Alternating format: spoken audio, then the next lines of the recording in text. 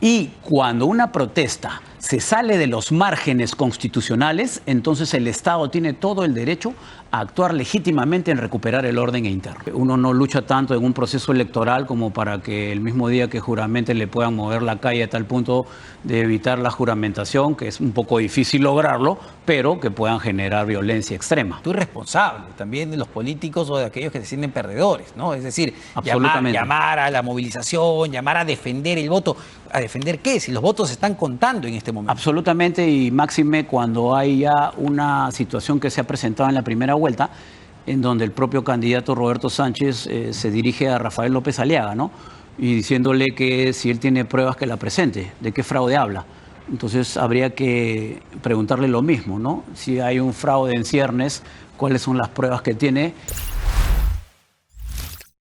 Esta noche, y muy buenas noches ante todo, y para comentar esta situación que siempre se da de incertidumbre política, electoral, evidentemente, ante un resultado que parece ya más o menos fijo por lo que apuntan todas las proyecciones, pero en medio de esto hay llamados de los que parece se sienten perdedores a las movilizaciones en este momento. Y lo que hemos visto es, por ejemplo, a este dirigente del famoso FENATEP, conocido la semana pasada por haber firmado con Roberto Sánchez, candidato, un acuerdo para la libertad de supuestos presos políticos, el FENATEP, que antes era el CONARE-SUTEP, y que, digamos, fue el que impulsó las firmas o la creación del Movadef. ¿Qué ha dicho este dirigente Lucio Cayo en Ilave Puno? Vamos a escuchar.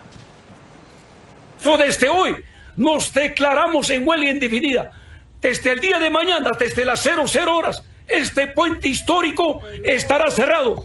Y desde Puno... Bueno, ahí está, ¿no? Identificado además por la DIRCOTE, el señor Cayo, como el secretario del Movadef en el Collao. Pero ¿qué dijo Ernesto Zunini para poder comentar sobre esto? El secretario general de Juntos por el Perú, ante estos llamados de prácticamente bloquear pues puentes y carreteras en determinados puntos del país. Bueno, la gente está en su derecho de movilizarse, estamos en un país democrático, ¿no? Así que al margen de respaldar, sí hacemos un llamado a la serenidad y a la calma a la población para que el proceso electoral concluya sin ningún tipo de incidencia. Como vocero de Juntos... A ver, varias ideas, ¿no? Por un lado dice la gente tiene derecho a movilizarse. Sí, claro, tiene el derecho a movilizarse. El tema de la responsabilidad de los políticos también en estos casos. Le pregunto lo que le preguntaba en la pausa. ¿Hay riesgo en este momento? ¿Ve riesgos? Bueno, mira, siempre hay que tomar en cuenta todo lo que la inteligencia predictiva nos va anunciando, informando, y eso se nutre de lo que es la fuente abierta, los medios de comunicación. Y aparentemente lo que hay es un plan desestabilizador y de violencia asimétrica que se cierne sobre el territorio peruano. Eso hay que estar vigilantes, todos los sistemas de inteligencia, para poder tomar precauciones y evitar que se produzcan. Pero esto parte de otra situación que es importante también que la población sepa. Cuando no hay el conocimiento adecuado, se pueden tergiversar expresiones como la que dicen ellos, en las dos personas que han salido, que alegan pues, que hay derecho a la movilización y todo, ¿no? Mira, la propia Convención Americana de los Derechos Humanos limita lo que es el derecho a la libertad de expresión y al derecho de reunión. O sea, no son intangibles, pueden ser restringidos, sobre todo por temas de seguridad. Si a eso le sumamos lo que el propio ordenamiento jurídico peruano dice a través del Tribunal Constitucional, que prohíbe todo tipo de uso de armas en las manifestaciones, inclusive las armas que se le dice hechizas, o aquellas que algunos ministros en la época, sobre todo de Sagasti, decían que eran ancestrales. ¿Recuerdas cuando sacaban filo a los machetes en la Plaza San Martín para atemorizar a los peruanos? Nada de eso. Todo eso está prohibido. Y cuando una protesta se sale de los márgenes constitucionales, entonces el Estado tiene todo el derecho a actuar legítimamente en recuperar el orden interno. Pero a ver, ayer el alcalde Renzo Regalado, el alcalde de Lima, hablaba de una alerta máxima, que Lima debe estar en alerta máxima, y le preocupaba justamente las movilizaciones que puedan producirse a partir de estos llamados que hacían líderes políticos de Juntos por el Perú. ¿Usted lo ve así, que deberíamos estar en alerta máxima, o estamos ya pecando de un nivel de exageración? No, las alertas máximas son parte de una estructura, por ejemplo, a nivel policial, que se dan cuando hay una situación que pueda necesitar de contingentes policiales adicionales a los que tienen las estructuras orgánicas de cada unidad. Se manda una alerta máxima y entonces se puede tomar personal de otros sitios para reforzar diferentes localidades, ciudades, de acuerdo a la nomenclatura de lo que inteligencia informe para poder sofocar una manifestación. El tema aquí es que sí hay que estar un paso adelante, porque ya los peruanos hemos sido testigos de cuántas veces se han producido estos hechos y que al final han dado como resultado violencia, muertes que al final han terminado derrocando gobiernos, ¿no? Entonces, uno no lucha tanto en un proceso electoral como para que el mismo día que juramente le puedan mover la calle a tal punto de evitar la juramentación, que es un poco difícil lograrlo, pero que puedan generar violencia extrema. ¿Usted cree que Juntos por el Perú, estos sectores de la izquierda, porque cuando hablamos de Juntos por el Perú o los que han apoyado a Juntos por el Perú, hablamos de las huestes castillistas, que hemos visto cómo se comportaron cuando el expresidente intentó dar este golpe de Estado, y también hablamos de las huestes de Antauro Humala, han sido los pilares que han sostenido la candidatura de Roberto Sánchez? ¿Cree que ellos tienen dominio sobre la calle, pueden mover la calle o parte de la calle, entendiendo lo que es la calle? Dominio sobre la calle absolutamente no, pero sí podrían tener injerencia en algunos grupos que ellos lideran. Por eso inteligencia ya debe estar detrás del accionar de ellos para prever cualquier situación y tomar siempre las medidas de precaución del caso, ¿no? Lo que no queremos es que nos sorprendan y se pueda producir pues una sonada, una algarada. Otra cosa que hay que tener en cuenta es que estas posibles manifestaciones que se darían no van a tener la contundencia que estamos previendo algunos peruanos. ¿Por qué lo digo? Porque este tipo de situaciones lo que tratan de generar es violencia extrema para derrocar o interrumpir el gobierno de turno.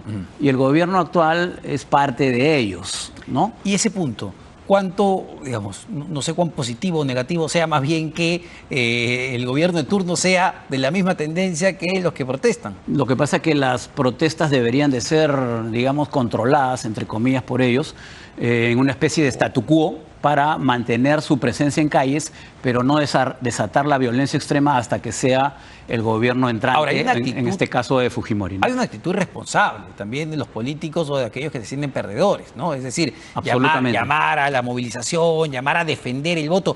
¿A defender qué? Si los votos se están contando en este momento. Absolutamente, y máxime cuando hay ya una situación que se ha presentado en la primera vuelta, en donde el propio candidato Roberto Sánchez se dirige a Rafael López Aliaga, ¿no? Y diciéndole que si él tiene pruebas que la presente, de qué fraude habla. Entonces habría que preguntarle lo mismo, ¿no? Si hay un fraude en ciernes, ¿cuáles son las pruebas que tiene? Cuando hay una Defensoría del Pueblo que el día de hoy ha salido a hablar que no hay ningún fraude, y cuando en la primera vuelta incluso organismos internacionales como Transparencia han hecho lo mismo, indicando de que no había ningún tipo de fraude. Entonces yo creo que es una situación antojadiza, más una bravuconada que estamos viviendo los peruanos, pero ante la cual debemos estar unidos, todos aquellos que abrazamos la democracia y que somos conscientes de que este ha sido un proceso transparente para que no se puedan producir este tipo de hechos. Y hay que decirlo, ¿eh? Por ejemplo, aliados del propio Roberto Sánchez, como Ahora Nación, el señor Carlos Magno, ayer muy claramente decía, no, para mí no hay fraude, yo no veo ningún indicio de fraude, Ahora Nación va a reconocer el proceso electoral como tal, entonces no es que tampoco el 50% del país está, digamos, a favor de Roberto Sánchez. No, para nada, tú sabes que, y tampoco para Fujimori. Así es. ¿No? Aquí lo que ha habido es una polarización muy grande, una fragmentación en donde cada uno ha tomado sus decisiones y ha apoyado a una u otra candidatura. Eso no quiere decir que sea esa fuerza la que tenga el gobernante de turno o el que quede segundo. Sin embargo, es una situación importante a tener en cuenta. Ahora, sin embargo, le consulto, ¿no? Se va a instalar un gobierno muy probablemente, según todos los cálculos que vemos, pero lo más probable es que Keiko Fujimori sea la próxima presidenta de la República. Así es. Y Keiko Fujimori despierta, digamos, y lo hemos visto en estas elecciones, un anti muy fuerte. Gente que no votaría nunca por el fujimorismo. ¿Eso usted cree que se manifieste también en las calles en un eventual gobierno de Keiko? Mira, así como hay gente que tiene esa impresión que tú acabas de manifestar, hay mucha gente muy humilde que ha votado por Keiko Fujimori porque su padre les entregó los títulos de propiedad, por ejemplo, en sus distritos.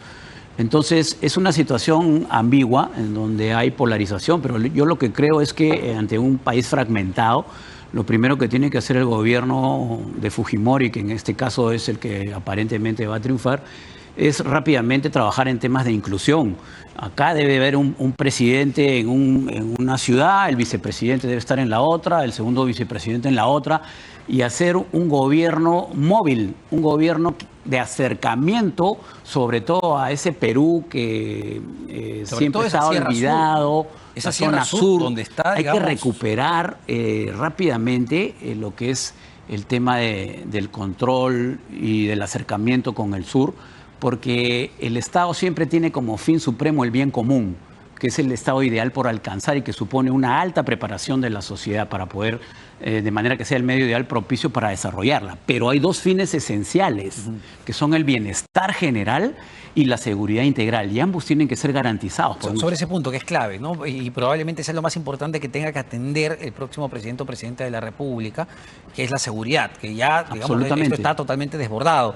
Y ya, digamos, quien entre va a poder, la idea que el presidente que gane, la presidenta que gane, esté 5 años. Con una mirada de 5 años, las políticas que se pueden implementar son de mediano y largo plazo. Así es. ¿Cómo atacar el tema de la seguridad? ¿O qué es lo primero que debería hacer Keiko Fujimori al llegar a la presidencia? Bueno, hay todo un plan que está estructurado y yo en repetidos programas he hablado sobre la creación de un comando único a través de una Secretaría de Seguridad, Defensa y Justicia.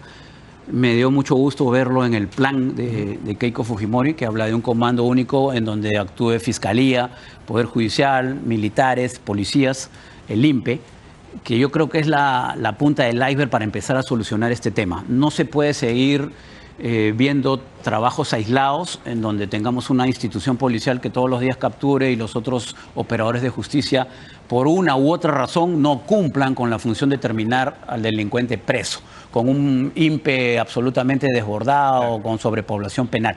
Y así como eso hay varias cosas más, pero necesitaríamos un programa para hablar de eso. Ya conversaremos, no uno, sino varios, para hablar del tema de seguridad. Muchísimas gracias, como siempre, el general Gastón Rodríguez, exministro del Interior. Muy bien, amigos de Informativo Perú, no te olvides dejar tu me gusta, dejar tus comentarios, compartir, por supuesto, este video y suscribirte a nuestro canal Informativo Perú.